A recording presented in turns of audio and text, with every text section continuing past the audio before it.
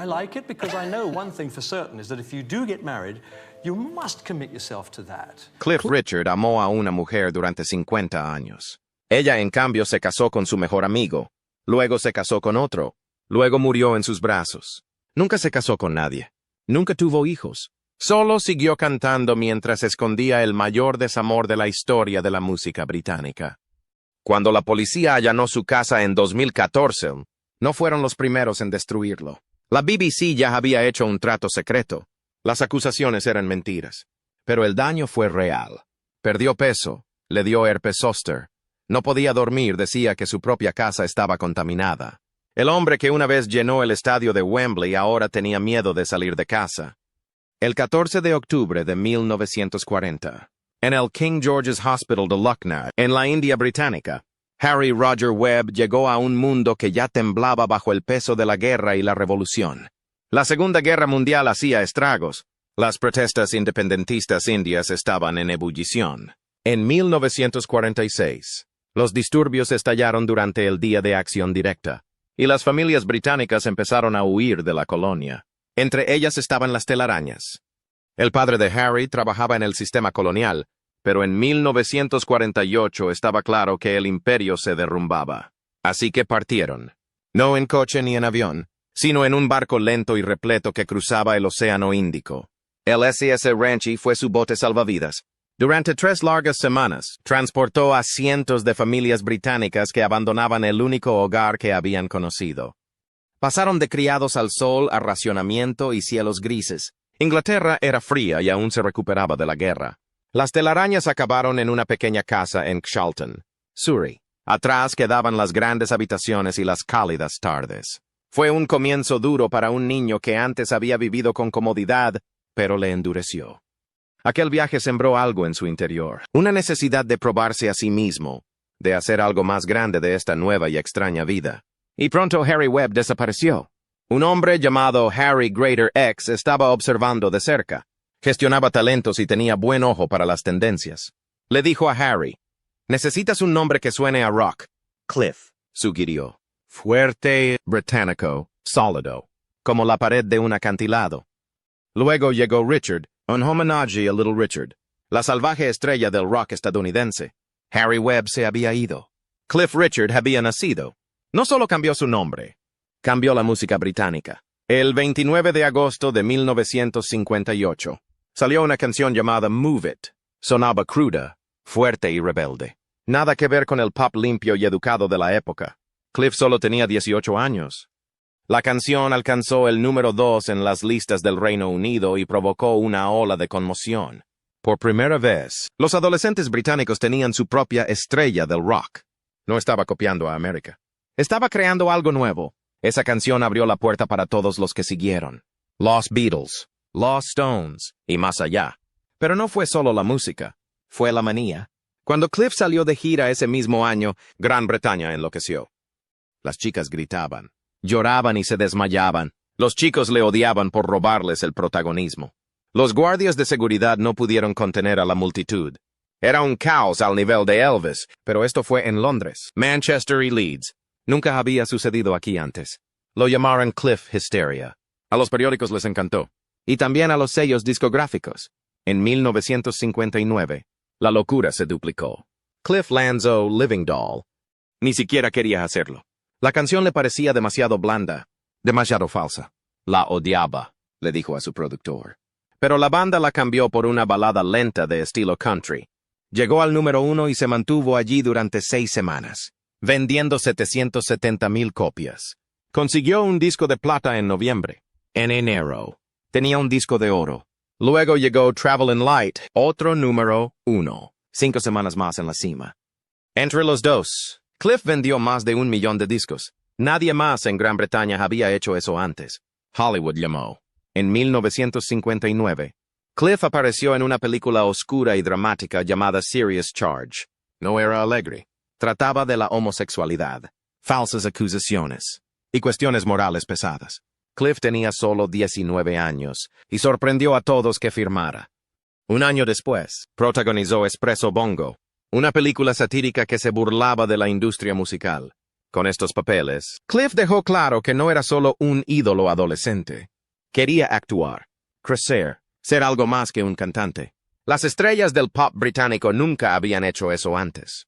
Entonces llegó Summer Holiday. El 10 de enero de 1963, la película se estrenó en Londres. 3,000 fans inundaron Leicester Square. Cliff ni siquiera podía salir de su coche. Esa noche se perdió su propio estreno. Pero no importó.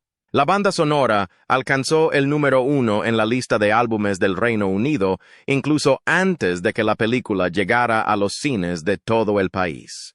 Se mantuvo allí durante 14 semanas consecutivas. Varias canciones de la película alcanzaron el número 1. Bachelor Boy, Summer Holiday. Incluso el tema instrumental de Shadows, Foot Tapper, encabezó las listas de éxitos. La película fue la segunda película británica más taquillera de 1963, solo por detrás de Desde Rusia con Amor. Y ese mismo año, Cliff fue elegido la estrella de cine más popular del Reino Unido. Pero entonces llegaron los Beatles. La mayoría asumió que Cliff sería barrido a un lado. Sin embargo, en 1964, justo en el corazón de la Beatlemanía, Cliff lanzó 6 éxitos entre los 10 primeros. Los Beatles solo consiguieron 5. Sus canciones como Constantly on the Beach y I Could Easily Fall in Love with You le mantuvieron en el candelero. Incluso cuando los Beatles revolucionaban la música y asaltaban América, Cliff se mantenía firme en casa. La batalla era real. Su película Summer Holiday y A Hard Day's Night de los Beatles se enfrentaron en los cines de todo el país. Ambos batieron récords, pero el público británico no había olvidado quién había llegado primero. Incluso Paul McCartney lo admitió. Una vez dijo que los Beatles se fueron a Hamburgo porque Cliff lo tenía todo cocido en Gran Bretaña. Y John Lennon lo dijo claramente antes de Cliff Richard y Move It. No había nada que valiera la pena escuchar en Inglaterra. En 1965, ocurrió algo realmente inesperado. New Musical Express realizó una encuesta mundial entre sus lectores. Los fans debían elegir al mejor cantante masculino del mundo. Cliff venció a Elvis, ganó a Lennon, ganó a McCartney. Ese año, los Beatles publicaron Help y Rubber Soul. Elvis seguía vendiendo en todas partes, pero Cliff ganó. ¿Por qué? Porque incluso con el mundo cambiando a su alrededor, Cliff siguió evolucionando. No trató de ser los Beatles. No perseguía tendencias. Equilibró baladas pop, películas de fe y encanto genuino. Era coherente. Y para los fans de todo el mundo, eso importaba. Él era su rock antes de la invasión británica y mucho después de ella. En junio de 1966, algo sucedió que nadie en el mundo de la música vio venir. En Earl's Court, Cliff Richard salió al escenario. No para cantar, sino para ponerse al lado del evangelista estadounidense Billy Graham y decir a miles de personas que se había hecho cristiano. No se trataba solo de una tranquila decisión personal. Fue un audaz testimonio público difundido por todo el país. Los fans que lo conocían como una versión británica de Elvis o Little Richard se quedaron atónitos. Algunos lloraban, otros simplemente permanecían incrédulos. El hombre que amaban por su energía rebelde había dado un giro que nunca esperaron. Pero este momento no fue al azar. Era el final de un viaje espiritual que había comenzado 2 años antes. Sin embargo, hacerlo frente a la audiencia masiva de Billy Graham. Justo en medio de los años 60 le dio un nivel de seriedad que nadie podía ignorar. Las estrellas de rock de aquella época no debían hablar de Dios. Se suponía que debían rebelarse, sobrepasar los límites y romper las reglas. El anuncio de Cliff iba en contra de todo lo que la cultura pensaba que debía ser un icono del pop. Casi de inmediato, la gente entró en pánico. Algunos fans pensaron que era el final de su carrera musical. La industria susurraba que podría dejarlo y convertirse en profesor. Esa idea no estaba muy lejos. El propio Cliff se planteó dejar los escenarios para siempre. Pensó que tal vez no podía ser un verdadero cristiano y permanecer en el centro de atención. Las revistas de música comenzaron a especular sobre quién ocuparía su lugar. Los agentes de reserva se echaron atrás. La industria creía que no se podía ser a la vez espiritual y una estrella. Y por un tiempo, Cliff tampoco estaba seguro. Pero entonces algo cambió. Cliff no desapareció. Se quedó. Y al hacerlo, creó algo totalmente nuevo. No abandonó su fe ni la música. En lugar de eso, encontró una forma de combinar ambas cosas. se convirtió en la primera gran estrella del pop del Reino Unido en vivir abiertamente su fe mientras se mantenía en las listas de éxitos. Nadie lo había hecho antes. No de esta manera. Demostró que no había que elegir una vida por encima de la otra. Podías ser honesto sobre tus creencias y seguir llenando salas de conciertos. Esta elección no era solo supervivencia profesional. Cambió quién era. Cliff admitió más tarde que su imagen de rock and roll había sido falsa. No estaba seguro de sí mismo. Solo fingía. Pero después de convertirse al cristianismo, eso cambió. Dijo, mi confianza creció. Mi actitud cambió. No era importante tener razón todo el tiempo. La presión por representar un papel desapareció. Se sintió libre para ser real. Esa nueva confianza le ayudó a actuar mejor, incluso cuando los Beatles y Mary Beat dominaban las listas de éxitos. Mientras otros intentaban seguirle el ritmo, Cliff se hizo más fuerte porque por fin se sentía él mismo. Pero a mediados de los 70, la carrera de Cliff tocó fondo. En 1975, por primera vez, no tenía una sola canción en las listas de éxitos. La gente empezaba a pensar que su tiempo había terminado. Entonces llegó Devil Woman, publicada en abril de 1976. Una canción ruidosa, enérgica y más oscura que todo lo que había hecho hasta entonces. Contaba una extraña historia sobre un psíquico, una maldición y un gato callejero. Pero lo más importante es que molaba. Alcanzó el número 9 en el Reino Unido y el 6 en Estados Unidos. Su primer top 10 en América vendió más de 2 millones de copias. Cliff había vuelto. Y lo que es aún más sorprendente, el público de hard rock le abrazó. Jimmy Page, Eric Clapton y Elton John lucieron insignias de I'm Nearly Famous para apoyar su álbum de regreso.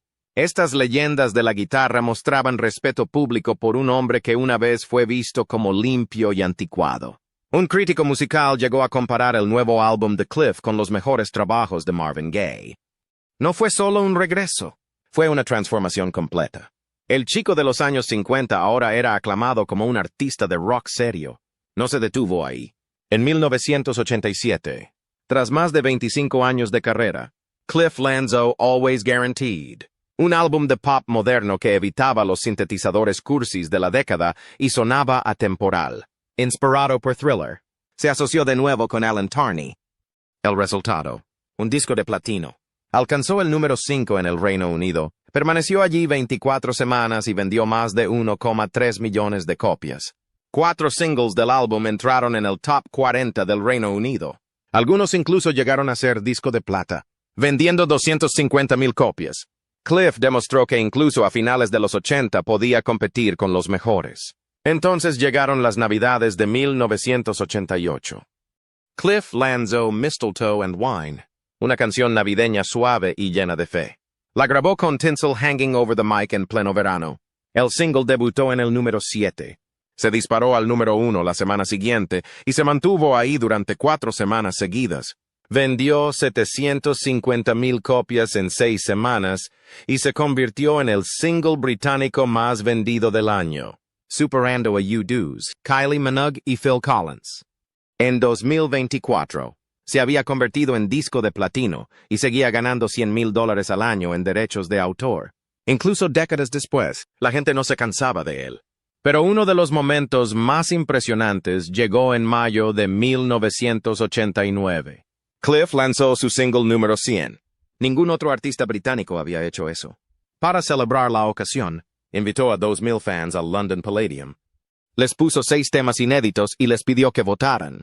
La canción que quedó en segundo lugar, The Best of Me, fue la que eligió. Alcanzó el número 2 en el Reino Unido y obtuvo la certificación de plata. También fue número 2 en Irlanda, 25 en Nueva Zelanda y 59 en Australia. No se trataba solo de llegar al número 100.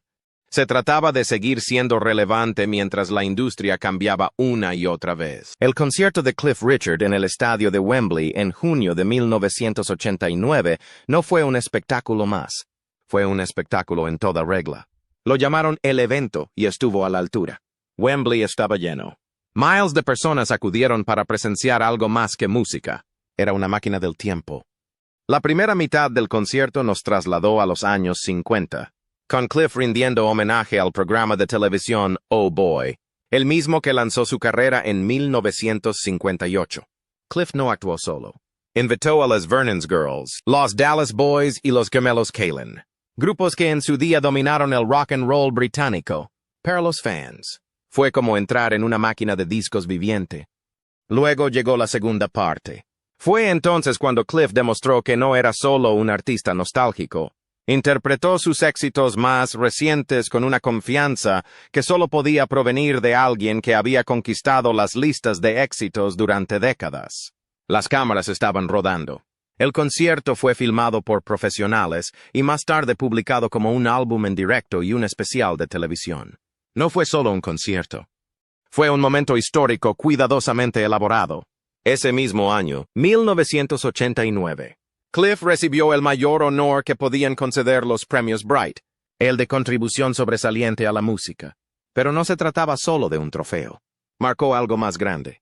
Se había convertido en el único cantante de la historia en conseguir números 1 en 5 décadas consecutivas. Los 50s, 60s, 70s, 80s y ahora los 90s.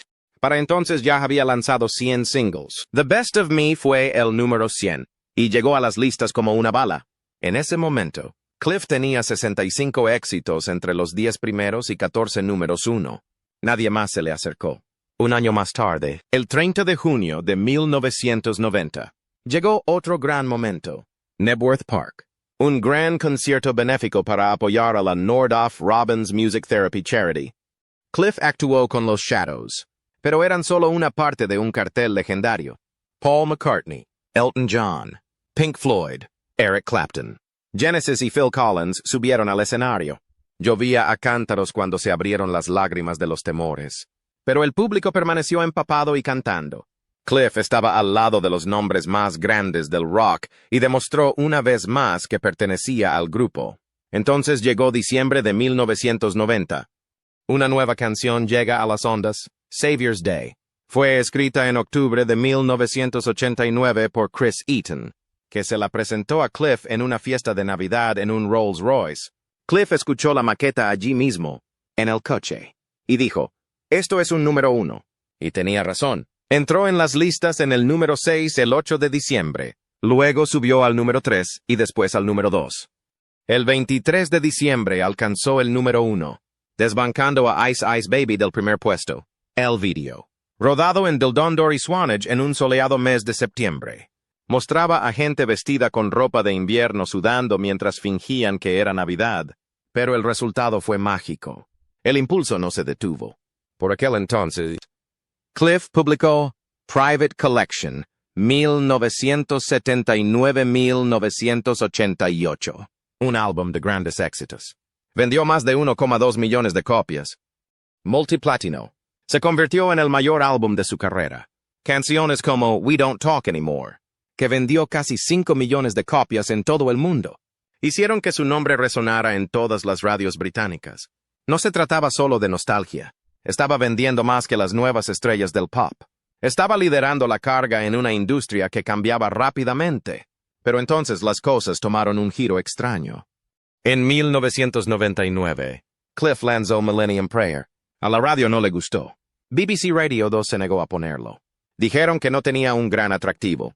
Pero seguían poniendo a Tina Turner y Cher, ambos de la edad de Cliff. Radio 1 ya había abandonado a grupos más antiguos como los Beatles. Chris Evans de Virgin Radio dijo una vez que Cliff era demasiado viejo. Los DJs tenían que obtener un permiso especial para tocar la canción. Los fans estaban furiosos. El club de fans de Cliff incluso protestó ante la BBC. Parecía que la industria le había dado la espalda. Pero entonces llegó el milagro. Sin un gran sello, sin difusión, sin la máquina detrás de él. Millennium Prayer llegó al número 1. No por una semana, sino por 3. Del 28 de noviembre al 19 de diciembre de 1999. Fue su 14º número 1 en el Reino Unido y llegó 40 años después del primero. Los fans compraron varias copias. Las iglesias lo apoyaron. No fue solo un éxito, fue una protesta. Cliff había vencido al sistema. Y no solo funcionó en el Reino Unido, en Australia y Nueva Zelanda. La canción alcanzó el número 2 en Europa. Entró en el top 20 en varios países. 3 naciones le dieron el estatus de platino. Sin grandes programas de radio ni una gran promoción. Solo gente que creía en la canción. Recaudó mucho dinero para la caridad prometida a los niños. Cliff había demostrado que se podía tener fe, recaudar fondos y aún así encabezar las listas de éxitos, lejos de la música. La vida personal de Cliff tenía sus propias historias, algunas de ellas desgarradoras. En 1971, en su programa de televisión It's Cliff Richard, invitó a actuar a una joven cantante australiana llamada Olivia Newton-John, que tenía 22 años. Ella tenía 22 años. La química entre ellos fue instantánea. Cliff dijo más tarde, supe de inmediato que era una amiga para toda la vida. No se equivocaba. Permanecieron unidos durante más de 50 años. Pero lo que el mundo no sabía hasta la autobiografía de Cliff de 2020 era que se había enamorado de ella. Escribió, cuando yo y muchos de nosotros estábamos enamorados de Olivia, ella estaba comprometida con otro. Perdí mi oportunidad. Cliff nunca se casó, y parecía que Olivia había dejado una marca que nunca se desvaneció. Añadió que todos los que la conocieron acabaron enamorándose de ella. Lo que enredó aún más esta historia fue con quién estaba prometida. Bruce Welch, compañero de banda de Cliff en Los Shadows. Olivia conoció a Bruce en 1968 cuando era telonera. Su relación fue explosiva desde el principio. Bruce todavía estaba casado. Su romance llegó a los titulares. Estuvieron prometidos 5 años, pero nunca llegaron al altar. Mientras tanto, Olivia trabajaba codo con Cliff. Iba de gira con él y cantaba a su lado. Cuando finalmente dejó a Bruce en 1973, él cayó en depresión e incluso se autolesionó. Los rumores se arremolinaron. Nadie lo dijo en voz alta, pero el silencio fue ensordecedor. A pesar de la tormenta emocional, Cliff y Olivia siguieron actuando juntos. Durante más de 40 años cantaron duetos que los fans aún recuerdan. Su éxito de 1980, Suddenly from Xanadu, fue solo uno de muchos. También interpretaron When I'm 64 y otros clásicos en actuaciones en directo. Sus voces se fundían con tanta naturalidad que Cliff solía decir, Olivia tenía una gracia que nadie más podía igualar. Su último dúo tuvo lugar en octubre de 2015 durante el concierto del 75 cumpleaños de Cliff en el Royal Albert Hall. Cantaron Suddenly One Last Time. Cuando Cliff publicó su álbum de 2023, Cliff with Strings, My Kind of Life, utilizó esa grabación en directo como homenaje a Olivia. Luego vino lo más duro. 3 semanas antes de que Olivia muriera, Cliff la llamó. Estaba animada, cálida, alegre como siempre. Buenos días. Cliff, ¿Cómo estás? cariño, dijo. No sonaba como alguien a punto de morir. Cliff escribió más tarde. Nunca pensé ni por un momento de esa llamada que estaría escribiendo esto. Olivia había luchado contra el cáncer de mama durante 30 años. Era una luchadora, pero nunca dejó traslucir su dolor. Cuando falleció el 8 de agosto de 2022, Cliff quedó destrozado. Odio esa palabra. Dijo, refiriéndose a la muerte. En cambio, dijo que ella simplemente había dejado de vivir. Era su forma de lidiar con el silencio que ella dejaba atrás. El 14 de agosto de 2014, Cliff Richard estaba descansando en su casa de Portugal cuando encendió la televisión. Lo que vio hizo que se le parara el corazón, en directo en la pantalla. Helicópteros sobrevolaban su casa en Berkshire y agentes de policía registraban sus efectos personales. Su primer pensamiento fue simple pero escalofriante. Parecen ladrones, pero no se trataba de un robo. Se trataba de una redada policial en toda regla televisada en todo el país, mundo gracias a un acuerdo secreto entre la BBC y la policía de South Yorkshire. La BBC había sido avisada con antelación. Incluso lo llamaron internamente el tiro del dinero. Querían drama. Lo consiguieron, y Cliff Richard fue destruido. Tenía 77 años. Era un icono nacional con un expediente limpio y décadas de servicio en el mundo de la música. Ahora estaba de rodillas en la cocina sollozando. Las imágenes estaban en todas partes, desde el Reino Unido a Australia. Durante su testimonio ante el tribunal, Cliff lloró al leer la lista de países que habían difundido imágenes de su vida privada destrozada. Más tarde declaró que el estrés le hacía sentir que iba a sufrir un infarto o un derrame cerebral. Todo empezó con una acusación. Un hombre de unos 40 años denunció que, en 1985, Cliff le había agredido durante un meeting de Billy Graham en el estadio de Bramall Lane. Ese meeting no fue un evento pequeño. Durante 5 noches, 200,000 personas asistieron. Cliff había subido al escenario con Graham, apoyando la causa cristiana que defendía desde 1966. Pero la acusación se desmoronó rápidamente. El hombre describió una habitación con material deportivo donde se produjo la supuesta agresión. El problema es que esa habitación ni siquiera existía en 1985 y el material deportivo estaba guardado en otro lugar. Aún así, la policía pasó 22 meses persiguiendo esto. Ignoraron las declaraciones de sus propios oficiales que fueron asignados para vigilar a Cliff esa noche. Agentes que estuvieron a su lado todo el tiempo, y ni siquiera fueron entrevistados. Toda la investigación se prolongó durante casi 2 años, costó $800,000 a los contribuyentes y no dio lugar a ningún cargo. Nada. Ninguno. Pero el daño ya estaba hecho. Como si la redada en directo y los interminables titulares no fueran suficientes, la BBC presentó su cobertura para la primicia del año. Sí, mientras Cliff seguía siendo investigado, la cadena presentó las imágenes de la redada a un concurso de premios. Solo esa decisión le valió a la BBC unos $20,000 más por daños agravados más tarde. El tribunal lo calificó de arrogante y humillante. Entre bastidores, el coste humano siguió aumentando.